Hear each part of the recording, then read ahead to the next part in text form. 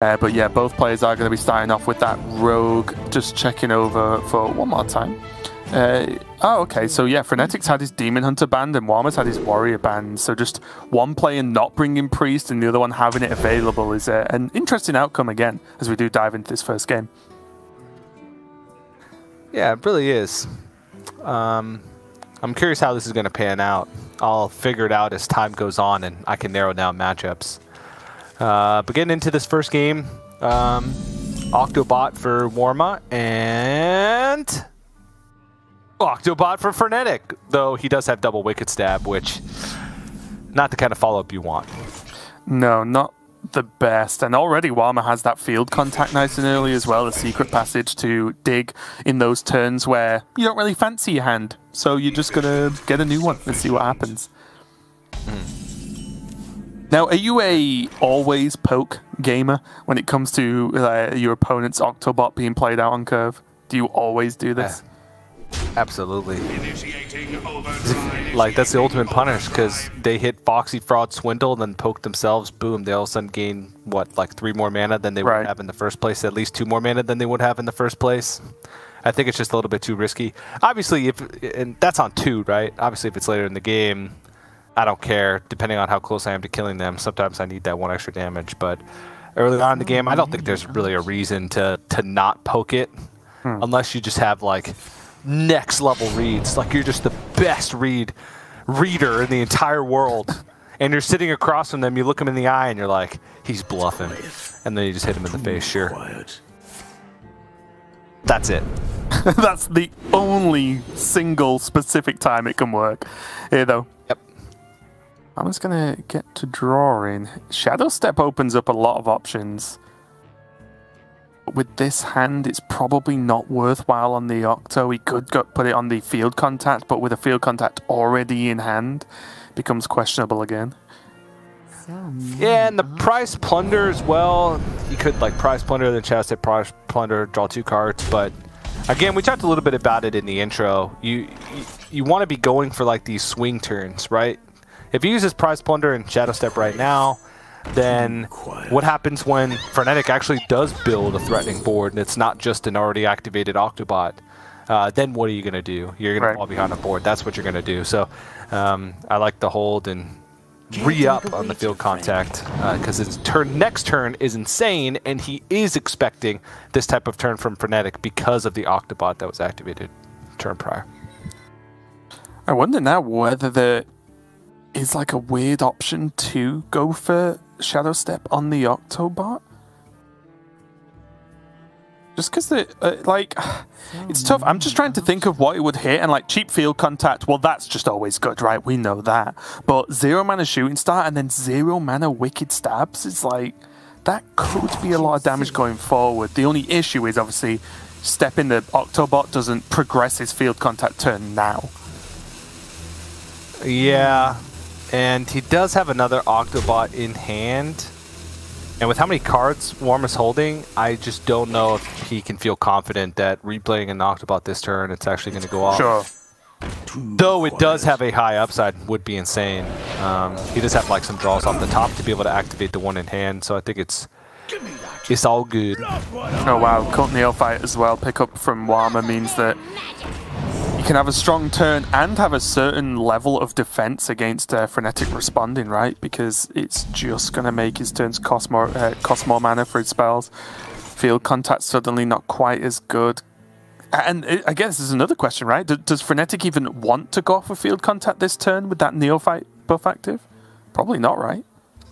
No, he could go Octobot, Aug Merchant, and then clean up the board with the Shooting Star, and then next turn have field contact plus Shadow Step in hand to go off, right? I mean, that'd be it, but so many good draws off the top. He could also consider Shadow Stepping one of the minions that's on board.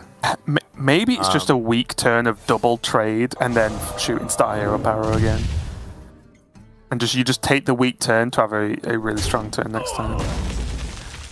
Yeah, I guess I'd just be worried about Warma, who's just drawn so many cards, having a much better turn, and then Frenetic being perpetually a turn behind the game. I just think he might need the Guardian Orc Merchant Octo field contact next turn to have a good turn that's the comeback turn, right? It's really tough, like we said, to like strike that balance. Efficient is sufficient. Yeah. Okay, he's gonna do it. It actually didn't matter which way he went, right? Because the shooting stars would have cost 1. He wouldn't have any mana to be able to do anything. So doing this last or first did not change the play. I think he just knew that he was going to do the shooting stars, just wanted more time to think about whether or not going off with the Octobot this turn was enough. And I do agree with this play. I think that it's sort of necessary. He needs to draw something good off the top to be able to combo with field contact, but he's in a position where that might be necessary in order for him to win the game.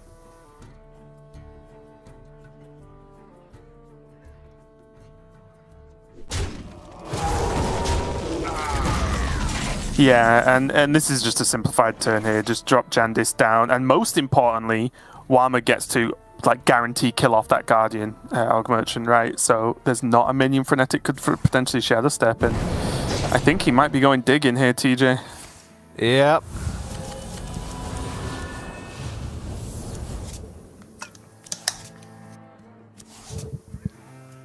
I mean, that's some pretty good digging. Yeah, it's not bad, is it? I'm actually a little bit surprised Frenetic didn't go for the Kazakus here. Let's do something. I think he just wants more. Because his hand on the other side, I mean, I guess Kazakus, whatever Golem you pick, could be good with Shadow Step. But picking up some additional resources to be able to combo with the field contact next turn, more important in his mind, I guess. Because he will keep the Brain Freeze and the Tenwu at the very least, and Keyword and Ivory, which pretty expensive for what it does, but it can also discover some insane things. Right. And very easy to spell burst in Rogue. Do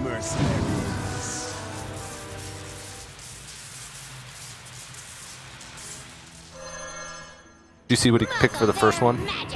I did not. We might get hover over in just a second though to check it.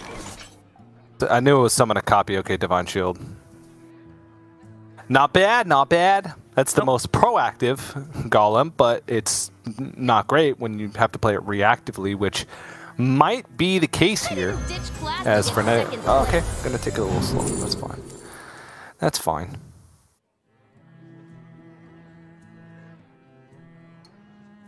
Seen many players fall into the trap of, oh my gosh, the last card my opponent played. Well, okay, never mind. It was Cold Neophyte, but point still stands. Last card my opponent plays Kazakus. I'm going to copy it with Edward Van Cleef and just look like a genius. Then you realize that... Wait a minute. You have a Kazakus in your deck, which is deactivating the Kazakus that you just stole. I do like the Shield of Honor though, right? A lot of the times in this matchup there are minions that are just sort of a little bit damage knocking around, and even just this Octobot just to go make it 4-3 and pile on some more pressure, and suddenly the onus is on Warma to do something strong here. It's quiet. Yeah. The problem is, like, his plays have been barely good enough to warrant not playing one of these secret passages. But I do feel like maybe it was time a turn or two ago just to try and secret passage and go for an even more powerful play. Right. Though that's hard to say because he did have like Kazakus, Cold Neophyte. Like it did seem like all his turns were setup turns, but I was looking for somewhere he could make like a much bigger board. And also, this is what he was looking for, right? Getting that prize plunderer is normally one of the big payoffs for a secret passage. Just have a bit of a turn and go digging. Yep. I mean, it's about as good as play as he could have hoped for in that scenario. Yeah, the only he did think about shooting the Octobot, right? Yeah. No Shield of Honor's there. I guess it would have... It's not the same because it would have potentially had to have been procced after the attack, but with these minions, it could have been put on a maybe bigger minion, depending on what comes out. If he just attacks then Shields of Honor, or just trades down the board, and now there's 4 things that could get Shield of Honor, right? Maybe he just wasn't bothered and wanted to kill off the biggest health minion in general. But the problem with this Golem from Warma is it's just 2 minions, right? They don't really do anything on the turn you play them. So it's like, can they even be afford to be played right now, or even in this game?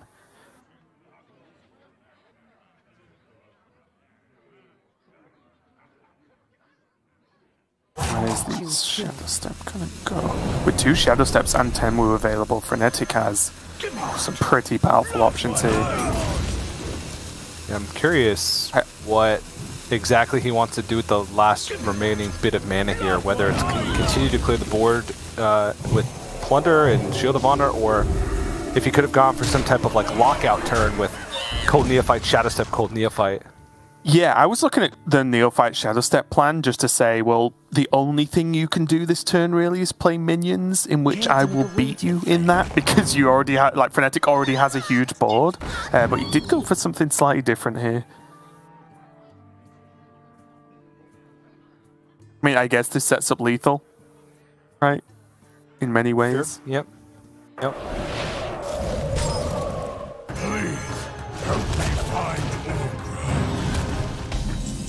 Just I did feel like one of the only ways that Warma could come back was by playing spells, at least in some capacity. Whether it was Wand Thief or Brain Freeze, etc.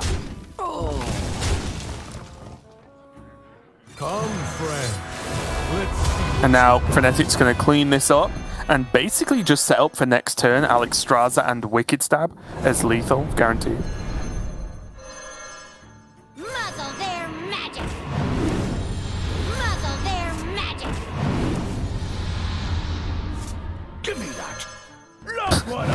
Why was he aiming his own minion there?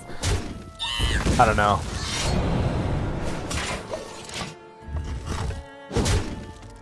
And this is it, right? I think Frenetic's just crept too far ahead for the past 2 turns. Yep. And with everything costing more mana, like, look at that. 2 mana Shadow Step.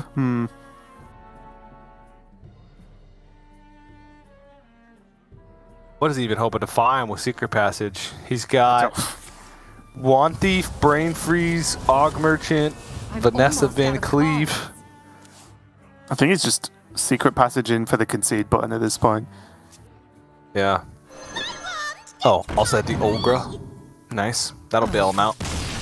Yeah, that's going to be the concede. It was just too much pressure. Frenetic did a good job of kind of flipping the table there and just actually getting hold of that game. Taking over the board, finishing it up with a very nice couple of turns, just going into that double Neophyte with the setup for that Alexstrasza. But again, that 0 mana Wicked Stab just sitting there for most of the game because the early Octos was huge, because it's just so much additional damage within that one turn. Yeah. And the only turn you can really look at, and arguably not even like that big of a deal, was the Kazakis turn from Warma, right? He played on 6, he played Kazakis, Kazakis with Cold Neophyte, right? Right. And I feel like he had 2 0 mana Secret Passages in hand. I feel like he didn't know what Golem he absolutely needed in that situation. He went for Divine Shield Summon a copy, hoping that he'd have board. Obviously, you know, you can't be guaranteed what you're going to get from Kazakis. But usually in the Rogue Mirrors, it's unless you're playing like Kazakis on curve and then playing a Golem on curve, when you kind of can narrow down what your opponent can do in that time frame and can more accurately pick a Golem. That's really the only time that it feels like you can afford to, unless it's really close. I feel like if he goes Secret Passage there and finds a little bit of a wider board, or, you know, can draw a little bit more cards, pull some cards out of his deck, and gain a little bit more tempo, he might have been in a better spot. But honestly, it's close, and that's really the only thing I could look at from Warma's perspective. Yeah, it's even one of those matchups where you think, like, a lot of the time, unless, as you mentioned, it's a curve play, which makes sense, that you could just probably take a 1 mana Golem and have just more value out of it, right? Because it's just going to be easier to play and do something. Yeah, or even that, right? Even taking a 1 mana Golem situation, because he did have ways to go wide on the board in following turns, even with just his hand outside of Secret Passage. Maybe that's better, but that was really the pivotal turn, right? That was the turn that allowed Frenetic to go wide and start locking Warma out. So pretty interesting. But Warma's going to move to control Priest now. Not going to try and play this rogue again, at least for the time being. And taking a look at the Priest, it is greedy. Oh yeah. I think it's the right amount of greed, but you know what's not greedy, TJ? The beautiful deck list in front of us, which is Face Hunter. And I've been playing this a lot. I've not been playing True Aim Crescent in the list I run. I've been playing like the super standard list. I think it's just minus the True Aim Crescent and plus a Knife Vendor is the only difference here. So minimal difference, just a slight different take on it. But overall, good list, super strong right now, especially with everyone experimenting with new stuff on ladder and you just kill them. But against Priest, a matchup you quickly learn as Face Hunter that you have to play differently, right? You don't often play against Priest the way you would against most other matchups. So a lot of it is having a really good head on you for realizing when Hysteria is relevant and how to play around it, because I think Hunter's so used to just dropping minion, play the max stuff every single turn that you do end up super weak to Hysterias. And also, late game, not going wide to potential Samuro Apotheosis as well is going to be pretty important. But this isn't the first time Frenetic's brought Hunter, so I have no doubt he knows what he's doing. Yeah, I feel like I've watched him play this quite a bit. Seems like many weeks that he's been bringing it. Actually, at a second glance at this deck, it's not the most greedy priestess, right? It tops out and is off. Right. It does have two Southsea Scoundrels and Mutinous, which can sometimes be a little bit slow. Let me work my magic. But this does feel like, especially with a Condemn and Holy Smite, a little bit more of a well-rounded version. One thing, which I think is good against Hunter, right? Yeah. One thing I do like about this list is we've seen a lot of priests that are super trimmed down and then just lose versus any counter control matchup. Whereas this at least has a chance with the Scoundrels and the Zoth. But indeed, this is a good opening. It's going in. I mean, there's not really anything that punishes this early in the game, right? Condemn is still at 1 damage. It would have to be a combination, and there is only 1 Condemn in the list for Warma. It would literally be like not something that he can rely on. Condemn, then next turn renew, condemn, right? It would be like really silly. Yeah. Yeah. Okay, well, I mean, that's 2 0 mana renews to negate at least half of the damage that's going to be coming at Warma's face this turn. Maybe he can find some ways to piece together some board clears. Obviously, the Zyrilla off the top would be insane.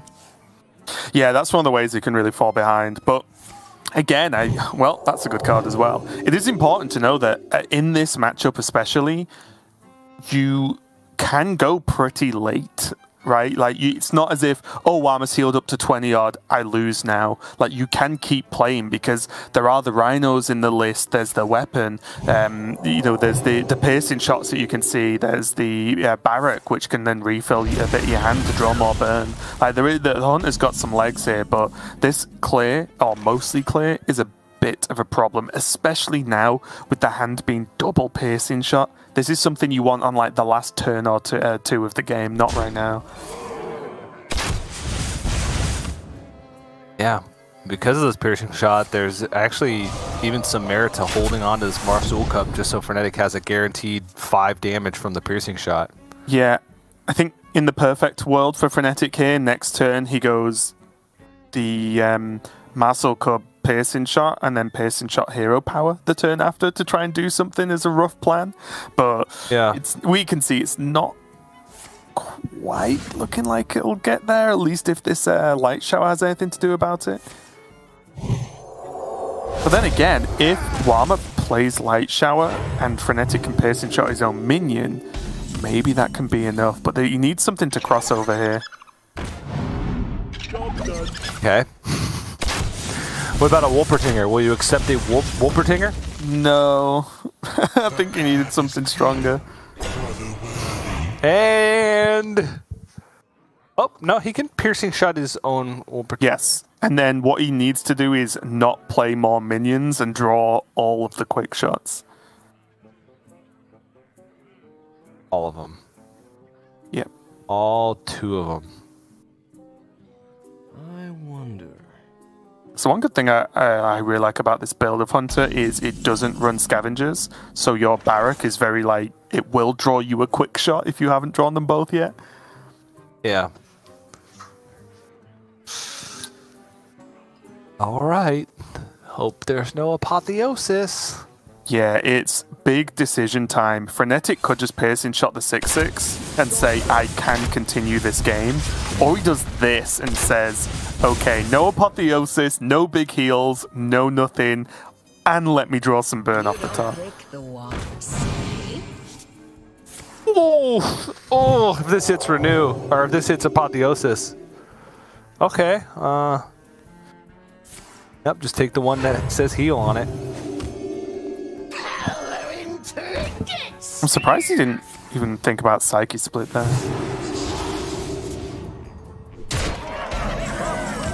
Yeah, but I feel like the 8 healing is enough.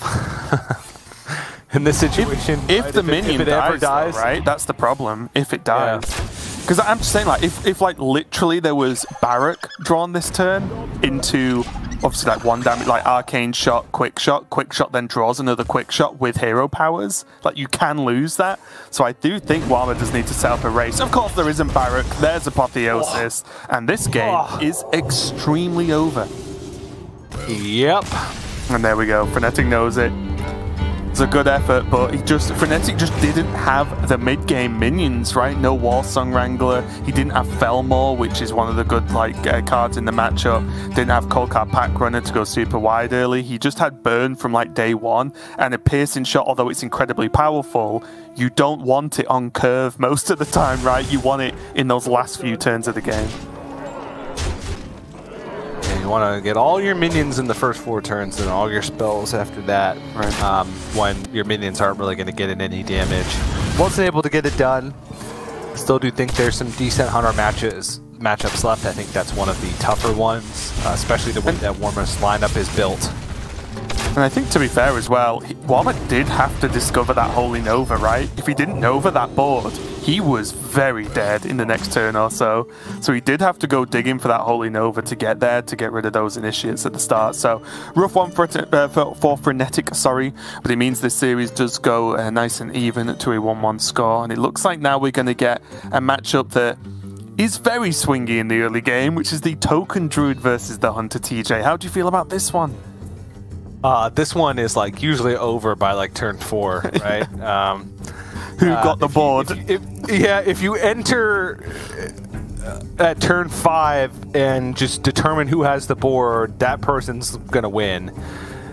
Obviously, unless the hunter had stuck an insane amount of damage at that point, but that rarely happens. The coin is a big deal too, because being able to go like Coldcard Pack Runner, coin, whatever, in order to respond to like an early Gibberling board and force like a single dead turn from the Token Druid, you can get ahead. Alternatively, right, coin with Gibberling is just insane, having access to potentially an extra 1/1.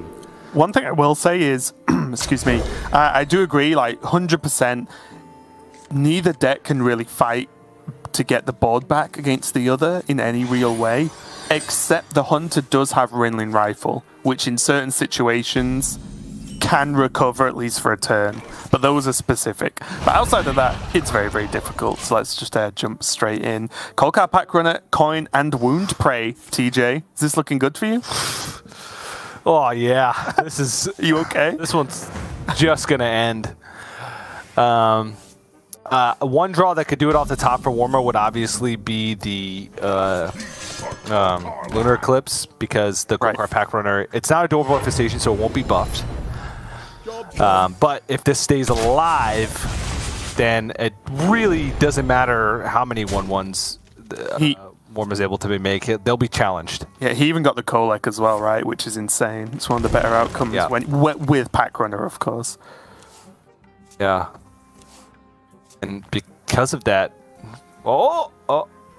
does he commit this turn? Can he take 1 turn, TJ? I don't think he can afford to. And no, he'd be going in next turn with 2 mana. That's not in an Innervate. It's not enough mana. It's not enough to do anything. Now, Adorable Infestation and the Coldcard Pack Runner essentially lock things up. Warma would have to hero power it as well as a full board. He can He's got damage from hand. Oh my goodness gracious. Isn't it beautiful, TJ? Now this is a deck. Look at this. Hyenas as far as the eye can see. Warma just doesn't get to play Hearthstone this game. Oh, jeez. He's just there. There's no taunt, there's no nothing. He has to kill the Kolkar and the Kolek to have any chance this turn. And I believe he cannot do both. I think he's supposed to kill the Kolek here. And yeah. It reduces 7 damage off the board, right? Yeah. That's a lot. It is a lot, yeah. Kolek's insane, especially with Pack Runner. But the problem is he kills it and then does what? Gonna glow fly? Okay. Glow fly, yeah. And then this is the, like, if Frenetic disrespects the board and just tries to chip off face, Warma has a Arbor Up out for lethal off the top. Because he can Lightning Bloom, Solar Eclipse, Arbor Up. Right. So I like this play. I think Frenetic should still just go, ooh, okay. I mean, I think I would have just quick shot hero powered. He needs to make sure that he's not dead to Solar Eclipse Arbor Up. But he needs to win the game next turn, right? Because he's going to start getting traded down. He can still do that while doing the other things. Because then he can hero power now. Okay, well, he would need to trade over one more minion. But he can... 5 from hand next turn, so he could have sank the Arcane Shot into the 2/2 instead of going face with it. Because now Arbor Up's just game. Right, but if there was 5 next turn, if Warma had 5 health and he hero powers and clears the board, right, he doesn't win next turn, right? Yeah, but is he with 5 mana? Is he gonna be clearing the board and hero powering? Because he wouldn't be able to clear the board, right? Because you'd pare it down to 4 minions, and you'd have 7 minions still. With Bloom and second Luna, maybe you could. Fair, but I think in that position, you I don't know. That is less likely than him just straight up having Solar Eclipse and Arbor Up at this stage, right? And Bloom. That's. Is that less likely than him having 3 other cards? Like, I don't know. And clearing the board and hero powering and still be minion ahead, because you'd only need one 1/1 to stick. A single 1/1 to stick in that situation, you still have lethal. With 4 minions on the board. Lorinda, do the maths. What's more likely? Yeah. Get to it. Obviously, he still wins the game. Yep. It was like winning the game 99% of the time, or winning the game 99.5% of the time. Or another completely different line that would have won the game 99.35% of the time. It's a matter of figuring out which one. And I think in that situation, Frenetic's just like, this one probably gets there, whatever. 0.0001% chance difference than any of the other plays in his arsenal. And that's how much of a knife edge the matchup is, right? Like, Frenetic had a dream opening. He got the Kolek, he got the Pack Runner, he got the spells to sort of combo with it. You can see all the damage now. Warma was just sat back and he couldn't really do anything. Warma did open up a spot where he could have obviously won the game with the right draw, but that's how crazy the matchup is, and that's why it often does not last much longer than 4 to 5 turns, and how brutal it is for one of the players in the matchup anyway. But it does mean, TJ, that Frenetic is now only 1 win away from a good time and continuing on through the playoffs, and that is a good time.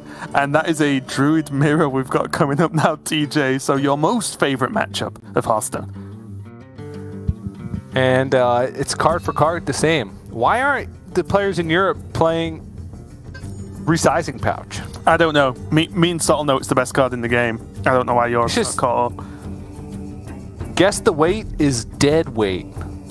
Yeah. 2 Pride's Furies, unnecessary. These... Like, why guess the weight when you can just guarantee the best card in the game? That's my question.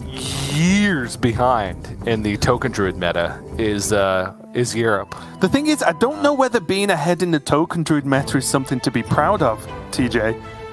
I think that's why I raised the question. Maybe it's good that Europe's not ahead of the game in token druid. Yeah, so they'll keep losing with the deck and they won't bring it anymore. There you go. Perfect. Sounds good. Kicking off though, Frenetic's keeping hold of that Gibbling, Thorngrove Sentries, Bloom and Studies. Well, that looks like gibbering a lot of playable spells to me, TJ.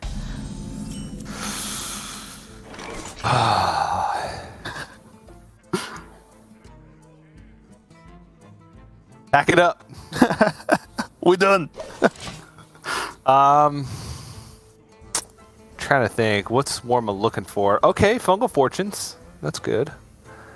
He's looking, once he sees Gibberling, right? He's going to be looking for the ability to make one giant all-in board. Like Lightning Bloom, Innervate. Yeah. Solar Eclipse, Arbor Up, Power of the Wild. Bada bing, bada boom. Everything's got like 1,000,000 attacks. Set it for a 2-turn. The Snap Arbor Up as well, pick from Frenetic, and he can just bloom it out next turn. Oof.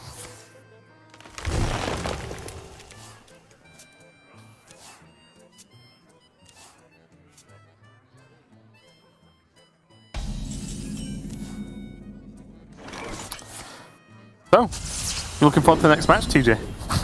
Yeah, this is cool.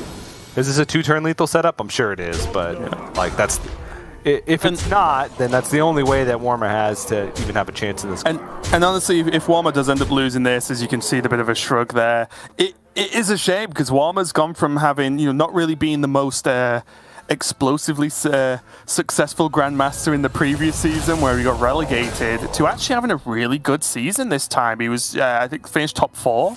I think it was, third or fourth, I can't remember now. He finished like super high up in this season. He had some really great weeks. He's bringing some cool lineups that are getting the job done. They are looking impressive. And it's just a shame, obviously, to get to playoffs in that point, have a good chance, but then obviously go 0-2 in the matches and get knocked out. But to be fair, like this game, the previous game, matchups like this, they're extremely tough to dig yourself out of if you don't get the big opening right.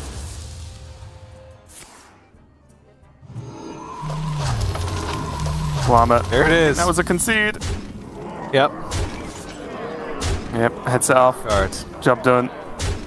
That's going to be the game, and Frenetic. Unrefined lineups as is, but the thought process behind it, I think, was solid. And I do believe that it paid off, at least for now, right? We'll see how it's going to pay off. Well, in the next match, but we got some time for that one, and sad for Warma, but happy for me in a weird way because